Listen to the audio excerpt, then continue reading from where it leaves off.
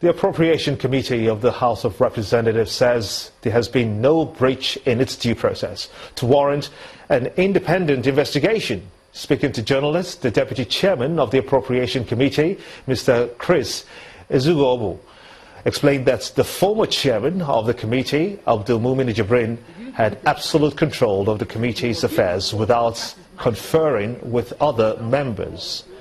The members of the committee insist that there is no truth in allegations made by the former chairman. This publication came up with essence of what is happening now. That matter was, I told you, the speaker said he will handle it his own way. At the point in time we were in a meeting, I myself was not aware that he had been removed. He called for a press conference and told her that he went to speak to the speaker, that he has resigned. And he handed over information concerning the committee to me, so the phone was handed over to the new incoming chairman. And it was a press conference that was called in, and I just came in, I sat down, I listened to it. So why will I protest when he has already conferred with Mr. Speaker that he's going to resign? If you listen to the speech of Mr. Speaker, he made it very clear that the chairman approached him that morning and told him that he's tired of the job, he wants to resign, which is what he told me. So I pass information based on what it is. I didn't protest, and he's talking about misdeed. I was taking a, yeah, if you're working with people, there's a disagreement. It wasn't meant for public.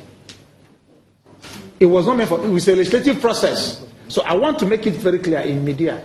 We are all representatives from different constituencies, represent the interests of our constituents. If for any reason somebody makes a request for his constituency interest to be accommodated in a budget, that does not mean that the person is mutilating or padding the budget. It is right. So I want to assure you, there was no need to protest about his resignation because he communicated with the speaker, and that was that. You're watching the news at 10 on Channels Television, reaching you live from Lagos. Let's quickly shift gears to our Abuja studios, where Gloria Mezuke is standing by to take us through. Gloria. Hello, Gimba. Good to see you and welcome to the nation's capital. A nation confronted by human trafficking which targets its young population cannot make much progress. Well, this is the position of the Director General of the National Agency for the Prohibition of Trafficking in Persons, Mr. Abdulrazak Dinga. He made this known at an event to mark the World Day Against Trafficking in Persons. According to him, curbing the menace will demand greater engagement of not just NAPTIP, but the security agencies, non-governmental organizations, and all Nigerians. Our correspondent, Amaka Okafo, reports. Nigerians from different walks of life took to the streets of Abuja to march against trafficking in persons in commemoration of the World Day Against Trafficking in Persons. Trafficking in persons. Acting Director General of the National Agency for the Prohibition of Trafficking in Persons says the fight against trafficking has gone beyond just the government and non-governmental organizations. Its success is predicated on all Nigerians taking ownership of the fight. A nation confronted with human trafficking targeted against its youth population, I assure you, can never and cannot make much progress. Greater success will demand greater engagement of not only NAPTIP, security agencies, non-governmental organizations, CBOs and FBOs, but also the workers, the child, the mother, the father, all that constitute the society. On its path, the National Commission for Refugees is advocating a holistic approach amongst government and non-governmental institutions to establish a policy framework to achieve success in the fight against trafficking in persons. One of the 5 priorities of the 2015 National Migration Policy is the aspiration to institute a stakeholders forum on border management, coordinated by the Nigerian Immigration Service and NAPTIP, to provide a common platform for information sharing and deployment of common approach on issues related to trafficking in persons, smuggling of migrants, ECOWAS free movement protocol and border security. This integrated approach is to foster institutional partnership and avoid the use of ad hoc arrangements to addressing all migration-related issues. The World Day Against Trafficking in Persons is marked around the world to draw attention to the plight of trafficked persons and work towards eradicating the menace. Amaka Okafo, Channels Television News. The People's Democratic Party in Abia State today affirmed its support for Governor Okezie Ikpeazu. The party held a solidarity rally at the Michael Okpara Square in Umuahia, where hundreds of supporters gathered to reiterate their support for Governor Pt.2 in spite of the ongoing court hearing on allegations of tax evasion. This is Michael Okpara Square in Umuahia. And gathered here were various women groups, youths from Abia State, and other supporters of Governor Okezie Ikpeazu.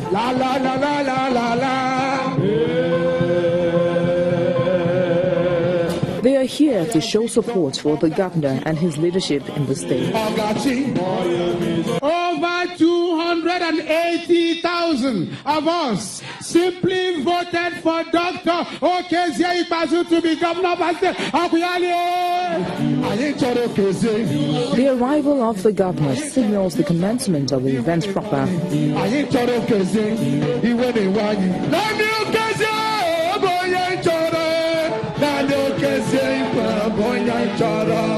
He told the people that he is overwhelmed by their support and promised to do more. You died under the sun and under the rain to elect your governor on the 11th and 25th of April 2015. And I reached a social contract with you that I will serve you with all my strength, God being my helper. The legitimacy of my mandate is in your hands and you gave me freely. Therefore, I cannot abandon this mandate. The governor also has some words for his opponent. Our people should rise up everywhere they are, not only in Abia State but across Nigeria, to say that a democracy that is founded on this kind of fragile conjo-wonjo cannot make for investment and it cannot make for any serious governance. What we must protect is our fragile democracy.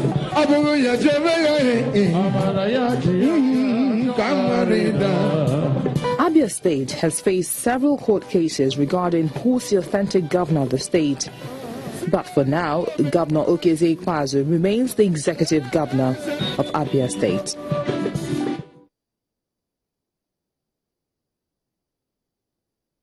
Development will remain a focus for the people of Edo State, even as government provides more projects to cater to their needs. This is the promise of the ruling APC in Edo State as it visited Irua in a South Central local government area in continuation of its governorship campaign rally. When we talk about youth empowerment, we are not talking about play things. Former TUC President Peter Esele makes a case for his preferred candidate ahead of the Edo State governorship election as the APC campaign trail hits Irua in Esan local government area. Esan people, yeah! The major argument in favor of the APC flag bearer by party supporters is the quest to consolidate on the achievements of the incumbent governor, Adams Oshiomhole. The Deputy Governor, Pius Odubu, believes voting for Godwin Obaseki will ensure continuity. Now that we are on our way out, carefully, the party have selected somebody, people that will perform just like the comrade governor performed, so that APC shall continue to lead Edo State to the next level. Edo State APC Chairman Anselmo Jesua recounts the party's unity and readiness for the election as he introduces Mr. Godwin Obaseki and his running mate, Philip Shaibu. With rapt attention, the crowd listened to Mr. Obaseki, who professes his understanding of the challenges of the people of Esa land. The next phase of our plan is human development. The next phase of our agenda is to create jobs, to create work for the teeming population of young people in Eastern land. The man passing on the baton takes to the stage to convince the people to vote APC in the upcoming elections. The factional national chairman of the People's Democratic Party, Ali Modu Sharif, has called on the Ahmed Mohamed Makarfi-led National Caretaker Committee to join hands with him for the growth of the party. Addressing journalists in Abuja, Senator Sharif notes that he has gotten an order stopping the party's national convention expected to hold on August the 17th in Port Harcourt, the River State capital. Senator Sharif also disclosed plans to convene an expanded caucus meeting of the PDP, which would include members of the Board of Trustees, as well as the National Assembly caucus and state chairman. The judgment of the court clearly stated that everything Senator McCarthy did from the 21st